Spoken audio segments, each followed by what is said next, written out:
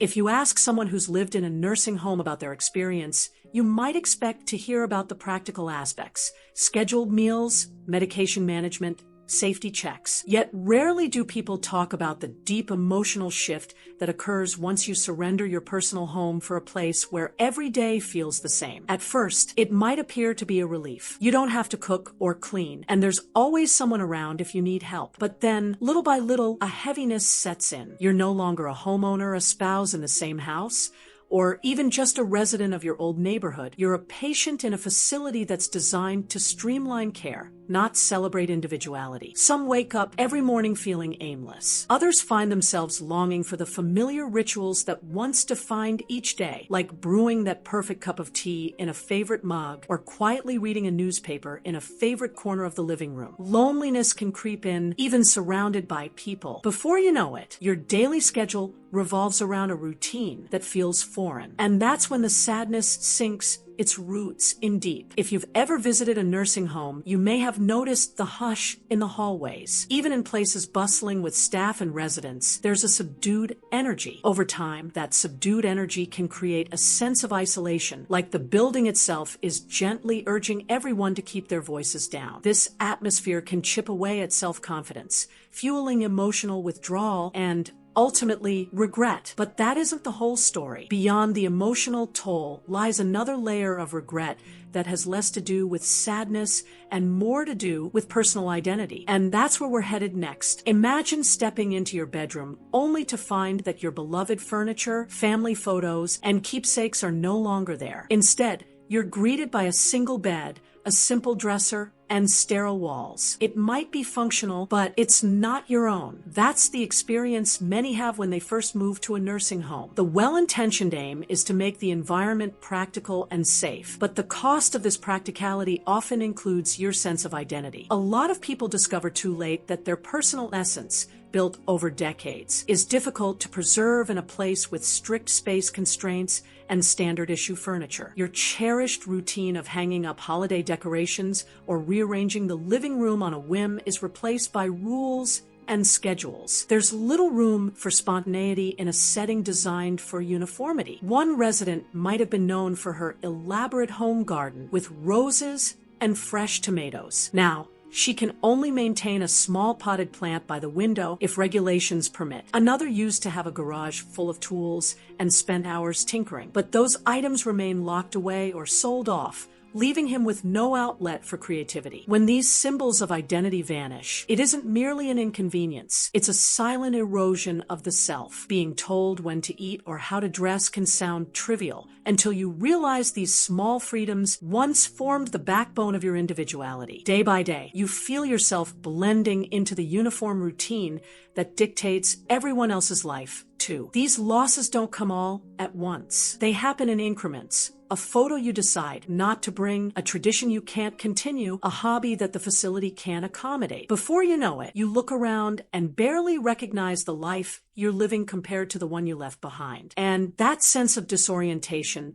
becomes a bitter regret. Still, the heartache of losing your personal identity can be made worse by another painful realization. You may end up feeling as though the people you need most have drifted away. And that's exactly what we'll uncover in the next section. Nothing stings more than realizing how quickly the phone stops ringing or how visits dwindle once you're no longer in your own home. It's not that your family and friends stopped caring. It's that the simple act of dropping by becomes less convenient. Between busy work schedules, children's activities, and the normal chaos of life, your loved ones may assume you're in good hands at the nursing home and that you don't need frequent visits. But for those inside, it can feel like being slowly erased from the daily life of others. The staff may be kind, the environment may be polite, yet the warmth of a simple family gathering is missing. Group activities within the facility can't replace the bond of a spontaneous afternoon visit or a lovingly prepared meal shared around the kitchen table you used to call your own. There's also also an emotional barrier that grows. Some family members struggle with the guilt of seeing a parent or grandparent in a setting that reminds them of mortality and frailty. They might avoid frequent visits because it's emotionally tough, telling themselves they'll come by next weekend. And then next weekend becomes the one after that. Before long, a month or more has slipped by, and the resident is left watching the door, hoping it opens. This feeling of being set aside can be more damaging than any of the physical losses. It can trigger a cascade of doubt and self-blame. Did you do something wrong to drive them away? Or is this simply the natural progression of relationships when one party is no longer active in daily life? For many, the deep ache of loneliness overshadows the practical benefits they once thought they'd gain by moving in. They might have less cooking or cleaning to do, but the price is an unshakable sense of isolation that worsens with time. Yet that isolation is not the only factor that can speed up the changes you never wanted. In some cases, the confines of a nursing home can lead to a quicker decline in both body and mind than expected. Let's take a closer look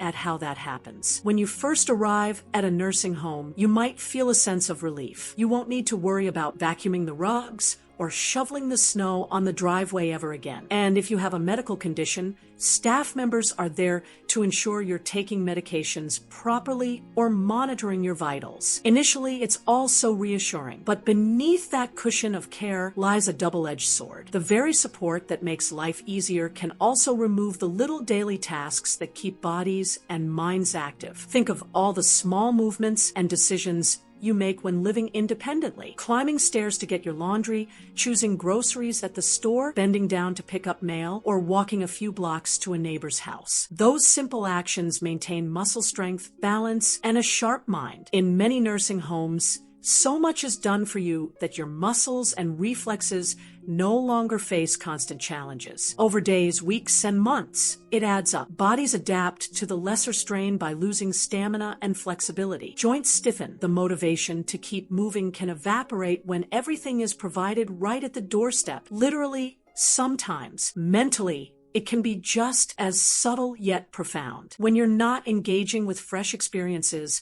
like cooking a new recipe or driving around the neighborhood, your mind can slip into monotony. Activities might be scheduled by the staff, but they rarely mimic the variety and spontaneity you once had living on your own. Conversations often revolve around the same topics, or you interact with the same small group of fellow residents. Little by little, cognitive sharpness can dull. People who initially believed a nursing home would help them stay well longer may find themselves more reliant on canes, walkers, or wheelchairs sooner than they anticipated. They also notice forgetfulness creeping in faster. This quickening decline can feel like a betrayal of the very system they trusted with their welfare. As shocking as it might sound, this quickened physical and mental decline isn't the only hidden cost. For many, there's a financial toll and an even deeper emotional cost that they never fully accounted for. That's where we're going next. On the surface, a nursing home might appear to have a straightforward billing system. You pay a monthly or annual fee, and in return, you get housing, meals, and medical supervision. But the reality can be far more complex. Sometimes there are unforeseen fees for extra services like laundry, physical therapy, or specialized activities. The total can balloon beyond what you or your family originally budgeted. Moreover, nursing homes can drain your hard-earned savings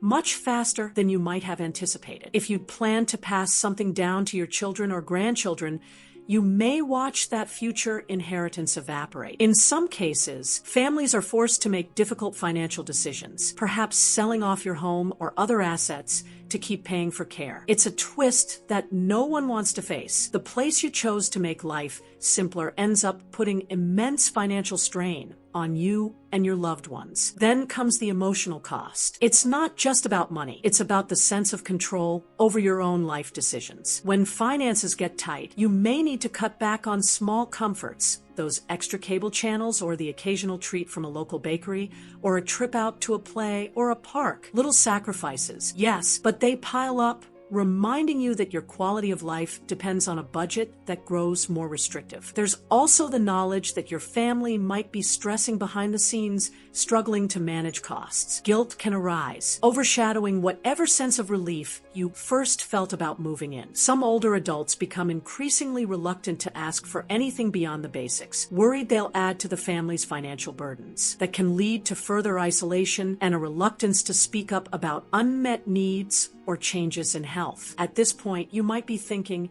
is there anything good about a nursing home at all? For some, yes, but these very real sacrifices should not be overlooked, and they tie directly into an even more personal battle many face: the erosion of privacy and dignity. Let's look at that next. Picture this. For decades, you've locked your own door at night, confident in your personal space. If you wanted to lounge around in your bathrobe until noon, it was your right. You had your own bathroom, your own closet, your own kitchen, and you could come and go as you pleased. Now, in a nursing home, privacy can seem like a rare commodity. Doors might need to remain partially open for easy staff access. Routine checks can feel more invasive than reassuring. Where you once had absolute freedom, you might find staff members entering without waiting for your response, or you could be subject to daily schedules for showering that don't align with your preferences. Something as simple as picking an outfit can feel like a committee decision. If a caregiver insists on helping, even if your caregivers are respectful, the knowledge that you aren't fully in control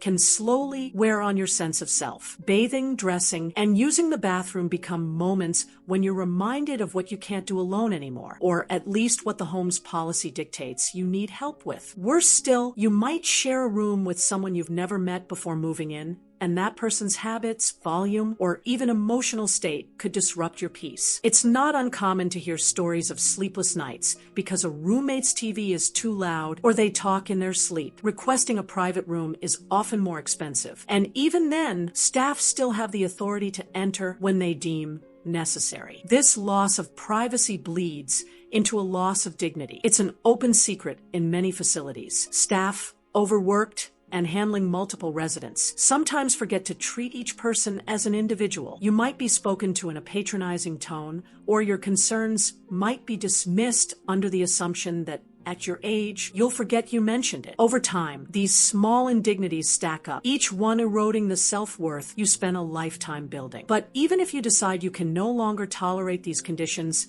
leaving a nursing home is rarely as simple as packing a suitcase. Let's explore why that is in our next section. When people move to a nursing home, they often comfort themselves with the idea that nothing is permanent. If this doesn't work out, they say, I can always go back. Unfortunately, it's rarely that straightforward. For one, your physical abilities may have declined since your arrival. Tasks you handled with ease before, like grocery shopping, cooking, or driving, might now seem daunting if you haven't done them in a while. By the time you feel dissatisfaction brewing, your sense of independence may have faded. That simple act of returning to life on your own can become an uphill battle. Financial constraints also come into play. Maybe you sold your house or ended a lease. Perhaps your living space was repurposed, sold, or rented out. Recreating a home outside the nursing facility could require money you no longer have, or it might demand more support from family members who already assume you're taken care of. The emotional toll on your relatives, who might worry about your safety if you live alone, can add yet another barrier. There's also a mental hurdle. After spending time in an environment where most decisions are made for you, it's easy to lose confidence in your ability to handle everyday tasks. The notion of returning to cooking, cleaning, doing laundry, or even bathing independently can feel like a leap. Some choose to stay, not out of contentment, but out of fear that they can't cope with the outside world anymore. And so, with each passing week, the idea of leaving becomes more complicated. Before you know it, what was supposed to be a trial stay or a transitional phase transforms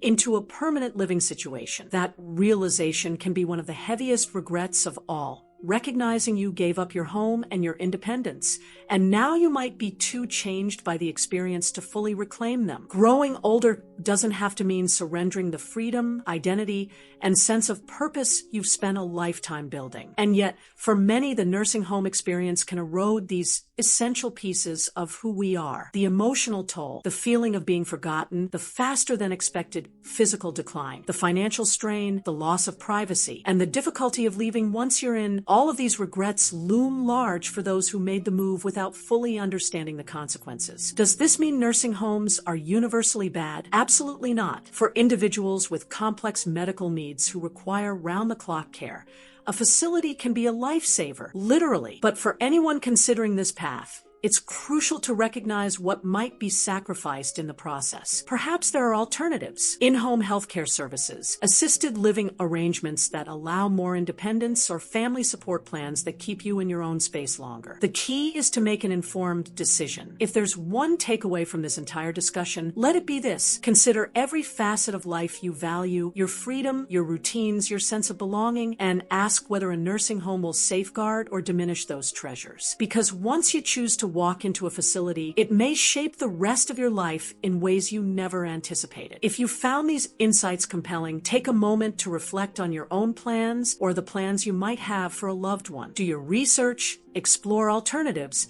and think carefully before finalizing any move. The version of life you cherish is worth protecting. Thank you for staying with me through this exploration. Feel free to share your thoughts in the comments. What surprised you the most? And how do you plan to apply what you've learned? Your reflections might just help someone else walking the same road. So don't hesitate to speak up.